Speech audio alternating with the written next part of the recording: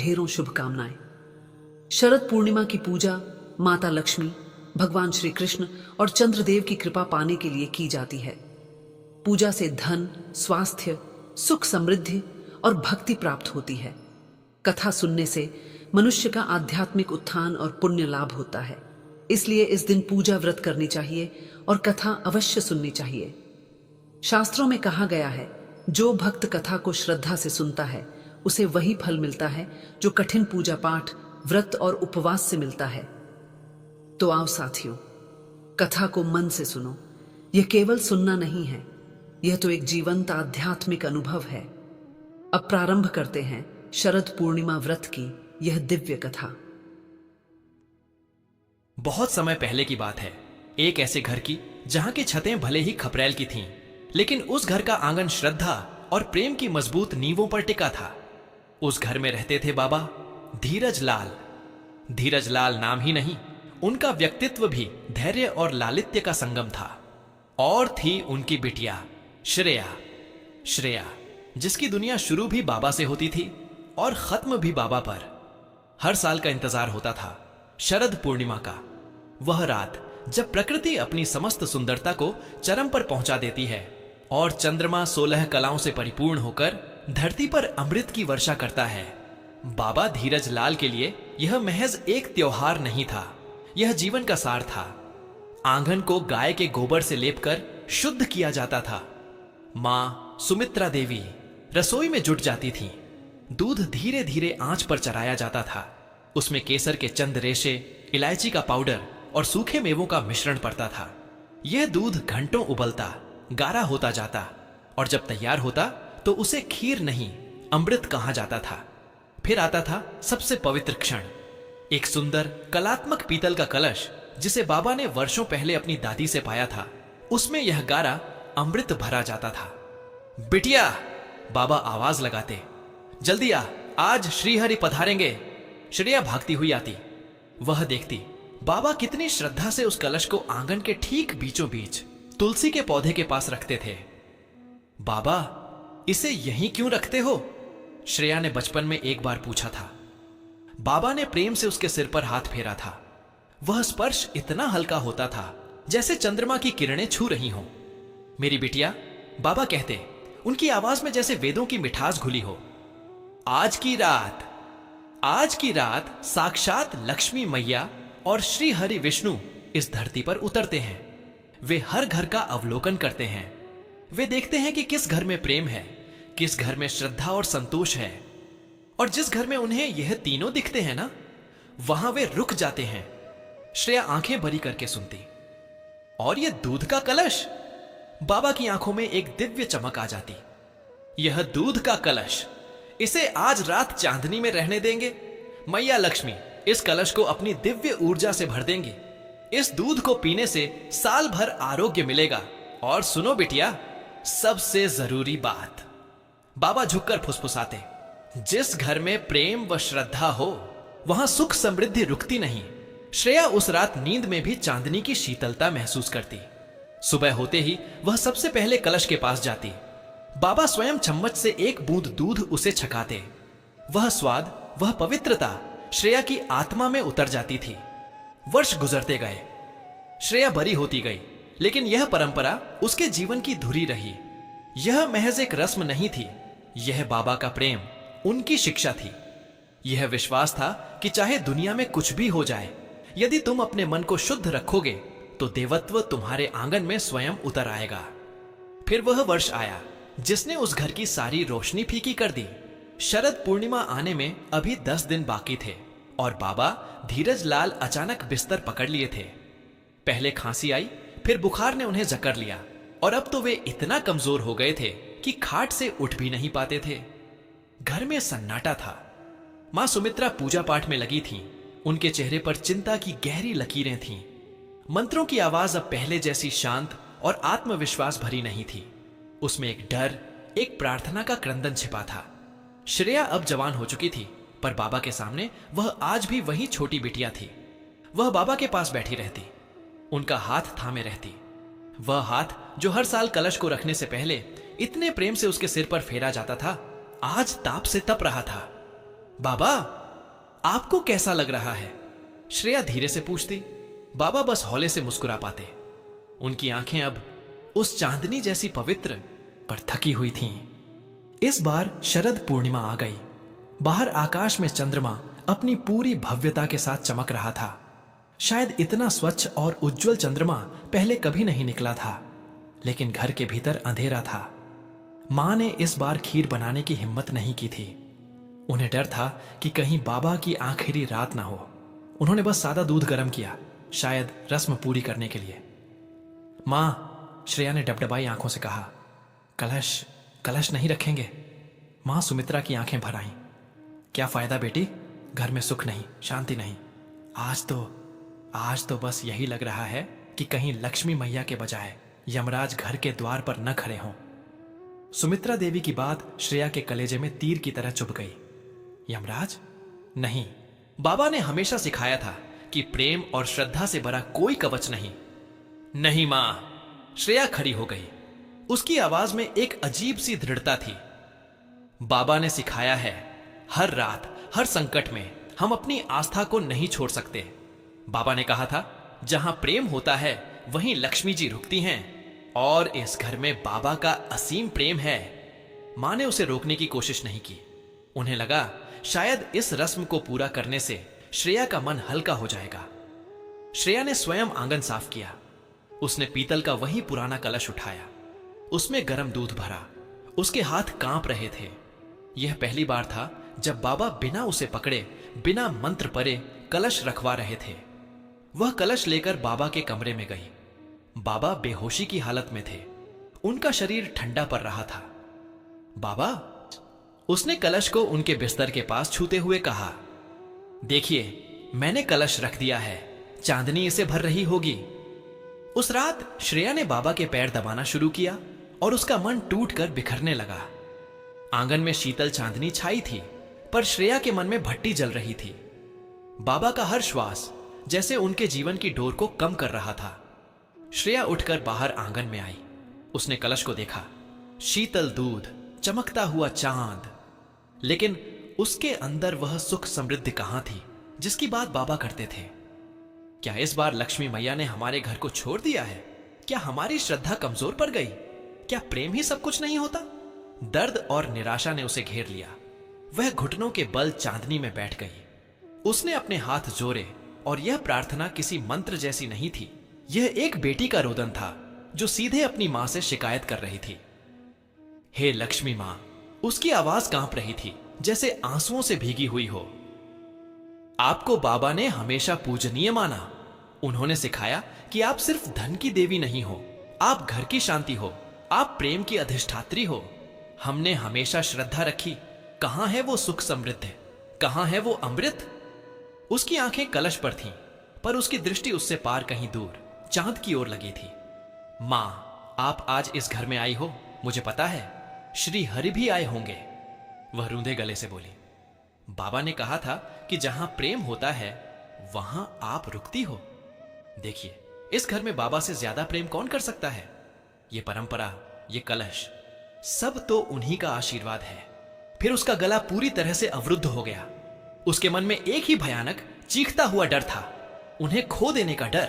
वह बिलख पड़ी, हे लक्ष्मी मां, मैं जानती हूं आप हर साल आती हैं। आप देखती हैं कि कौन सुखी है, कौन दुखी। आप सब कुछ दे सकती हैं और सब कुछ ले भी सकती हैं। श्रेया ने अपने माथे को जमीन पर टिका दिया। उसके आंसू ठंडी धरती को भिगो रहे थे। मां, मैं आपसे विनती करती हूं, मैं आपसे भीख मांगती हूं। आप सारा धन ले लेना, ये चांदनी ले लेना, ये अमृत कलश भी ले लेना। इस घर की सारी सुख समृद्धि ले जाना। अगर वो किसी और को मिल सकती है तो दे देना। वह रुक गई। फिर एक चीख जैसी आवाज निकली जो उसके हृदय से निकली थी, बस मेरे बाबा को मत ले जाना। हाय रे, मेरे बाबा को मत ले जाना, वे मेरे ईश्वर हैं। मां, उन्हें मत ले जाना। मैं उनके बिना कैसे रहूंगी? अगर आप उन्हें ले गईं तो मैं यह पूजा कभी नहीं करूंगी। फिर कौन सिखाएगा कि श्रद्धा क्या होती है? मुझे मेरा बाबा चाहिए, मुझे मेरा बाबा चाहिए। लक्ष्मी मां, मेरी प्रार्थना सुन लो। ओ मेरी मैया। वह वहीं पर रोती रही, कब तक उसे पता नहीं। उसके सिर पर चांदनी की किरणें पड़ रही थीं, पर उसके हृदय में घनघोर अमावस्या थी। थककर भावनाओं के बोझ तले वह वहीं आंगन में सो गई, कलश के पास। रात का अंतिम प्रहर था। चांदनी अब थोड़ी मध्यम पड़ रही थी, पर उसकी शीतलता और भी गहरी थी। श्रेया ने स्वप्न देखा। स्वप्न नहीं, वह साक्षात एक दिव्य दर्शन था। आंगन की पूरी हवा अचानक चंदन और पारिजात के फूलों की सुगंध से भर गई। श्रेया ने देखा, जहां दूध का कलश रखा था वहां अब एक दैवीय प्रकाश पुंज बन गया था। उस प्रकाश से दो सुंदर तेजोमय आकृतियां बाहर निकली।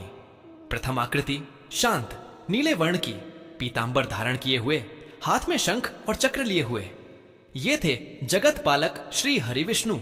और दूसरी आकृति कंचन वर्णी, जिनके मुख पर अनंत वात्सल्य और सौम्यता थी। कमल के आसन पर विराजमान, जिनके एक हाथ से स्वर्ण मुद्राओं की वर्षा हो रही थी, ये थी माता लक्ष्मी। श्रेया उठकर बैठ गई। वह भयभीत नहीं थी, बल्कि विस्मय और श्रद्धा से भरी थी। लक्ष्मी मां ने श्रेया की ओर देखा। उनकी आंखों में वह सारा दर्द था जो श्रेया ने महसूस किया था। बिटिया। माता लक्ष्मी की आवाज इतनी मधुर थी जैसे वीणा की झंकार हो। तुम्हारे अश्रुओं ने हमारे हृदय तक को भिगो दिया है। तुमने अपनी सारी संपत्ति, सारा सुख, यहां तक कि समृद्धि भी त्यागने को कह दिया, सिर्फ अपने बाबा के लिए। श्रेया ने शब्द उन्हें निहारे जा रही थी। श्रीहरि मंद मंद मुस्कुराए। बेटी, यही प्रेम तो सबसे बड़ी समृद्धि है। हम धरती पर धन या भौतिक सुख देखने नहीं आते। हम तो उस प्रेम को देखने आते हैं जो निस्वार्थ है, जो सेवा भाव से भरा है। तुम्हारा बाबा धीरज लाल वर्षों से इसी प्रेम की पूजा कर रहा था। श्रेया के होंठ हिले। फिर बाबा, बाबा क्यों? माता लक्ष्मी ने स्नेह से उसे रोका। तुम्हें लगता है कि हम तुम्हारे बाबा को तुमसे छीन रहे हैं।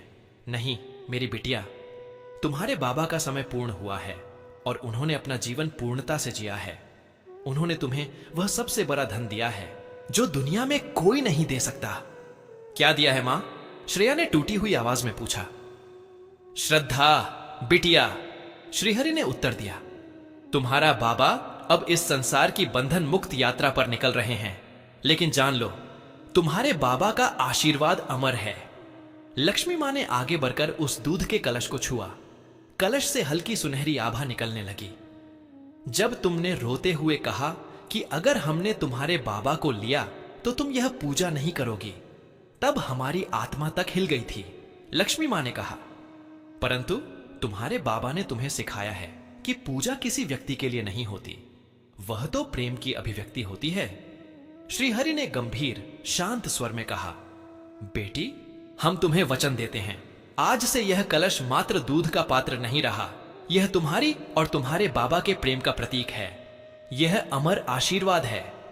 सुनो, माता लक्ष्मी का अंतिम वाक्य था जो गहरी आश्वस्ति से भरा था। जब भी तुम यह पूजा इसी श्रद्धा और इसी प्रेम से करोगी, हम तुम्हारे घर के आंगन में तुम्हारे बाबा के आशीर्वाद के रूप में उपस्थित रहेंगे। यह घर कभी भी प्रेम और समृद्धि से खाली नहीं होगा। तुम्हारा प्रेम ही हमारा निवास है। वह दिव्य प्रकाश धीरे धीरे मध्यम हो गया। चंदन की सुगंध धीमी हो गई। श्रेया की आंख खुली। सुबह होने वाली थी। पूरब में हल्की लालिमा छा गई थी। वह हाँफ रही थी। यह स्वप्न था या सत्य? उसने तुरंत उठकर बाबा के कमरे की ओर दौड़ लगाई। मां सुमित्रा पहले से ही वहां थी। उनके चेहरे पर गहन शांति थी, हालांकि उनकी आंखें सूजी हुई थीं। श्रेया ने देखा, बाबा धीरज लाल का शरीर अब शांत था। उनके चेहरे पर वही दिव्य मुस्कान थी जो वह हर शरद पूर्णिमा को कलश रखते समय धारण करते थे। बाबा अब इस नश्वर संसार से मुक्त हो चुके थे। श्रेया को रोना नहीं आया। उसे लगा जैसे बाबा अपने ही कहे शब्दों को सत्य कर गए हैं। वह अब बंधन मुक्त हो गए हैं। श्रेया ने मां को कसकर गले लगा लिया। मां, बाबा गए नहीं हैं, वे अमर हो गए हैं। मां सुमित्रा ने आश्चर्य से देखा। श्रेया ने आंगन में जाकर कलश उठाया। दूध ठंडा और गाढ़ा हो चुका था। वह पवित्र अमृत जो अब बाबा का आशीर्वाद बन चुका था। मां, प्रसाद लो, बाबा ने कहा। जहां प्रेम है वहां सुख समृद्धि रुकती नहीं। वर्ष गुजर गए। 10 वर्ष, 20 वर्ष। शरद पूर्णिमा फिर आई और फिर आई। श्रेया अब घर की मुखिया थी। वह अब स्वयं एक माँ थी। उसके बच्चे बड़े हो रहे थे। हर साल शरद पूर्णिमा की रात श्रेया ठीक उसी श्रद्धा और प्रेम से पूजा की तैयारी करती जैसा बाबा ने सिखाया था। आज भी वह पीतल का कलश आंगन में रखा है। उसके आंगन में अब टाइल्स लग चुके हैं, पर उस जगह जहां बाबा कलश रखते थे वहां आज भी वह तुलसी का पौधा और मिट्टी का चौका है। श्रेया ने अपनी बेटी को बुलाया। उसका नाम भी बाबा ने बचपन में ही सुझाया था, श्रद्धा। श्रद्धा ने खीर के कलश को देखा। उसकी आंखों में वही मासूमियत थी जो कभी श्रेया की आंखों में होती थी। मां, आज की रात क्या खास है? श्रद्धा ने पूछा। श्रेया मुस्कुराई। उसके चेहरे पर हल्की झुर्रियां थीं, पर उसकी आंखों की चमक वैसी ही थी जैसी उस रात थी जब लक्ष्मी मां ने उसे दर्शन दिए थे। श्रेया ने अपनी बेटी का हाथ पकड़ा और उसे लेकर उसी जगह बैठी जहां वह वर्षों पहले रोई थी। बिटिया। श्रेया की आवाज में बाबा की मिठास और मां का स्नेह घुला हुआ था। आज की रात आकाश से अमृत बरसता है, पर यह अमृत सिर्फ चांदनी में नहीं होता। उसने अपनी आंखें बंद की। उसे आज भी वह स्वप्न याद था, उस रात का दर्द याद था, और सबसे ज्यादा याद था बाबा का अविचल प्रेम। आज की रात हमारे बाबा का आशीर्वाद साक्षात श्री हरि और माता लक्ष्मी के रूप में हमारे घर में उतरता है। श्रेया ने वही कथा सुनाई जो उसके जीवन की सबसे बड़ी पूंजी थी। कैसे उसने बाबा को खोने के डर से सब कुछ त्यागने को कह दिया था, और कैसे स्वयं देवों ने आकर उसे समझा दिया कि सबसे बड़ा धन, सबसे बड़ी समृद्धि वह प्रेम है जो हम अपनों को देते हैं। तुम्हारे परदादा कहते थे। श्रेया ने अपनी बेटी के माथे पर हाथ फेरा। जिस घर में प्रेम व श्रद्धा हो वहां सुख समृद्धि रुकती नहीं। श्रद्धा ने कलश को देखा। उसे दूध की शीतलता में उस रात की चांदनी और अपने परदादा का शांत प्रेम भरा मुख दिखाई दिया। यह घर आज भी समृद्ध था, धन धान्य से नहीं बल्कि उस अटूट विश्वास से जो बाबा ने श्रेया को दिया था। श्रेया आज जानती थी बाबा कहीं नहीं गए थे। वे हर शरद पूर्णिमा की रात उस दूध के कलश में, उस शीतल चांदनी में और अपनी बेटी के हृदय में बसते थे। और जब भी रात गहरी होती और चांदनी अपने चरम पर पहुंचती, श्रेया को लगता जैसे उस आंगन में पीतल के कलश के पास श्री हरि और माता लक्ष्मी आज भी खड़े हैं, और वे मुस्कुराकर कह रहे हैं, बेटी, तुम्हारे बाबा का आशीर्वाद अमर है। तुम जब भी यह पूजा करोगी हम तुम्हारे घर रहेंगे, हमेशा हमेशा। प्रिय साथियों, इस वीडियो में शरद पूर्णिमा की पावन व्रत कथा यहीं पर समापन होती है। हम कामना करते हैं कि भगवान श्री हरि और माँ लक्ष्मी की कृपा आप सभी पर बनी रहे। आपके जीवन में सदैव सुख, शांति, समृद्धि और सकारात्मक ऊर्जा का संचार होती रहे। यह विशेष दिन न केवल भक्ति भाव से भर देती है, बल्कि हमारे जीवन में एकता, प्रेम और आस्था का संदेश भी लेकर आता है। शरद पूर्णिमा की व्रत कथा को सुनने के लिए हृदय से धन्यवाद। कृपया अपने विचार और अनुभव कमेंट्स में अवश्य साझा करें और जय मां लक्ष्मी लिखना न भूलें। आपके द्वारा किए गए कमेंट्स न केवल आपको प्रेरित करेंगे बल्कि अन्य दर्शकों के लिए भी भक्ति और श्रद्धा का स्रोत बनेंगे। जय मां लक्ष्मी।